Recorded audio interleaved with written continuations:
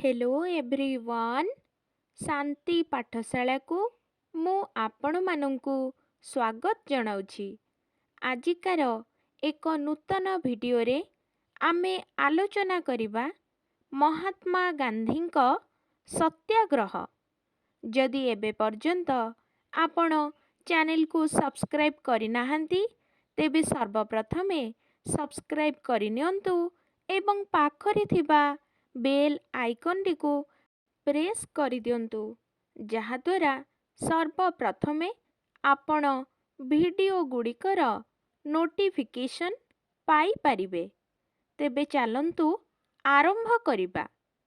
सत्याग्रह अर्थात सत्य पाई आग्रह अथवा सत्य सहित आग्रह। एहा सत्यरु उपजुथिबा शक्ति को प्रकाश करिथाए। सत्याग्रह कहिले सत्य उपरे विजय रहिबाकू बुझाई थाए।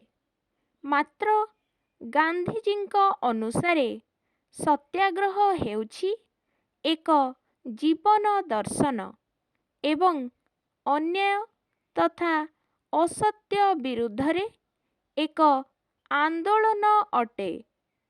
गांधीजी सर्वप्रथमे सत्याग्रह शब्द 1906 मसीहारे दक्षिण आफ्रिकार सरकारंक द्वारा भारतीय मानंक प्रति हेउथिबा जातिगत विद्वेष ओ दुर्व्यवहार प्रतिरोध निमंते प्रयोग करिथिले।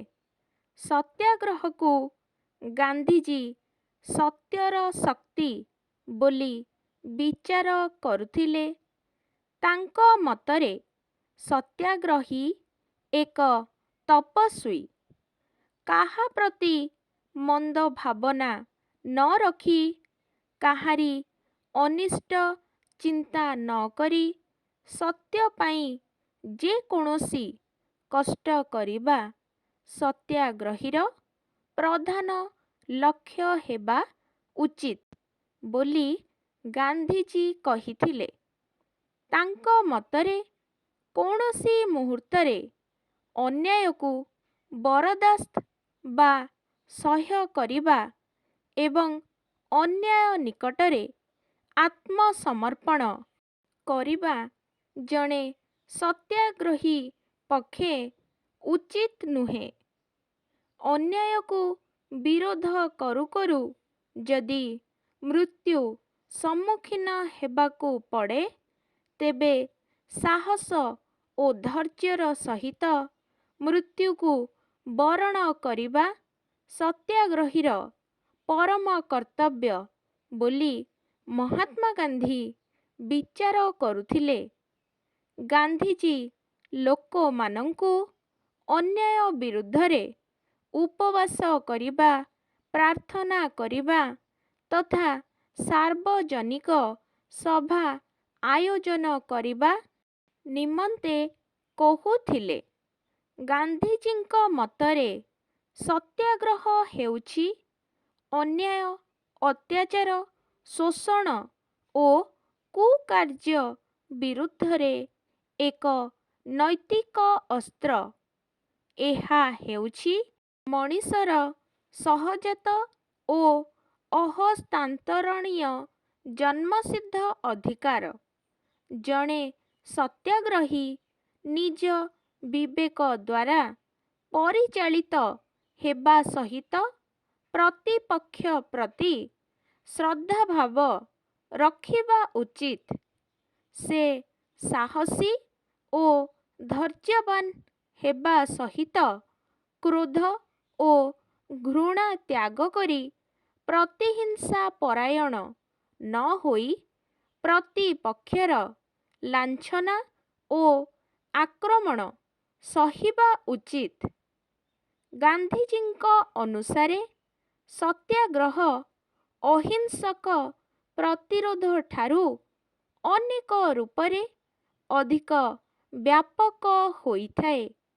कारण तांको मतरे आध्यात्मिक एकता ସର୍ବୋଚ୍ଚ ସତ୍ୟ ଅଟେ, ଯାହାକୁ କି କେବଳ ଅହିଂସା ଦ୍ୱାରା ହିଁ ପ୍ରାପ୍ତ କରାଯାଇପାରିବ। ଗାନ୍ଧିଜୀ ସତ୍ୟାଗ୍ରହକୁ ଏକ ଜୀବନ ଦର୍ଶନ ବୋଲି ମନେ କରୁଥିଲେ। ସେ ଏହାକୁ ଜୀବନର ନିୟମ ବୋଲି କହୁଥିଲେ।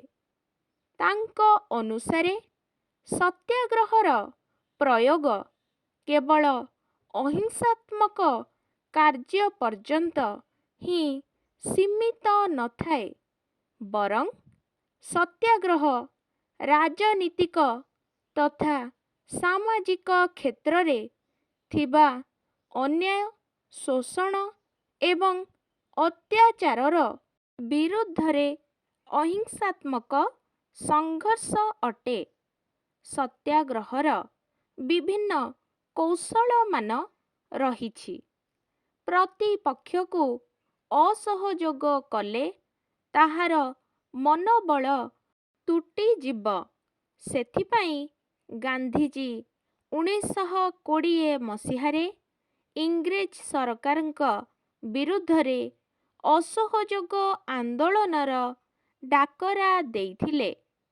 ଏହି ଅସହଯୋଗ ଆନ୍ଦୋଳନ ନିମିତ୍ତ ହରତାଲ, ଧାରଣା, କୌଣସି ବ୍ୟକ୍ତି ବା କର୍ତ୍ତୃପକ୍ଷଙ୍କ ଶାନ୍ତିପୂର୍ଣ୍ଣ ଉପାୟରେ ପଥରୋଧ କରି ଅସହଯୋଗ କରିବା, ସାମାଜିକ ବାସନ୍ଦ, ସରକାରଙ୍କୁ ସହଯୋଗ କରୁଥିବା ବ୍ୟକ୍ତିଙ୍କୁ ସମାଜର ସବୁ କାର୍ଯ୍ୟରୁ ବାସନ୍ଦ କରିବା, ଆଇନ ଅମାନ୍ୟ, ଉପବାସ, ହିଜାରତ ବା ନିଜ ବାସସ୍ଥାନରୁ ସ୍ୱଇଚ୍ଛାରେ ଅନ୍ୟତ୍ର ପଳାୟନ କରିବା ଆଦି ଅନ୍ୟତମ।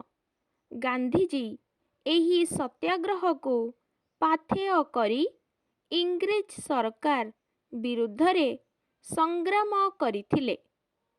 ଆଜିକାର ଭିଡ଼ିଓଟି ଆପଣଙ୍କୁ କିପରି ଲାଗିଛି କମେଣ୍ଟ ମାଧ୍ୟମରେ ନିଶ୍ଚୟ ଜଣାଇବେ ଏବଂ ଲାଇକ୍, ସେୟାର, ସବସ୍କ୍ରାଇବ୍ କରିବାକୁ ଜମାରୁ ଭୁଲିବେନି। ଧନ୍ୟବାଦ।